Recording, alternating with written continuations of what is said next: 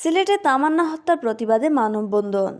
সিলেটের ম্যাগাজিন টিভির সাথে থাকার জন্য সবাইকে আমন্ত্রণ জানাচ্ছি।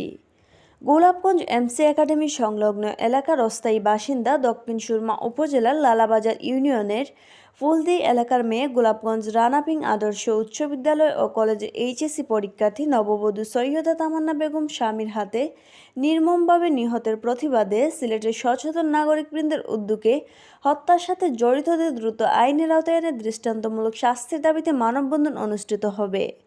আজ শুক্রবার বিকাল ৩টায় সিলেট নগরীর কেন্দ্রীয় শহীদ মিনারের সামনে এ মানববন্ধন অনুষ্ঠিত হবে। আজ মানববন্ধনে সিলেটের সকল সচেতন নাগরিকবৃন্দকে অংশগ্রহণ করার জন্য নিহত সৈয়দা তামান্না বেগমের পরিবারের পক্ষ থেকে অনুরোধ করা হয়েছে। প্রসঙ্গত, গত রোববার সিলেট নগরীর উত্তর কাজীটুলা এলাকার অন্তরঙ্গ ৪ বাসার দোতলার একটি কক্ষ থেকে নববধূ সৈয়দা তামান্না বেগমের লাশ উদ্ধার করে পুলিশ। এর আগ থেকেই তামান্নার স্বামী আল মামুন পলাতক রয়েছেন।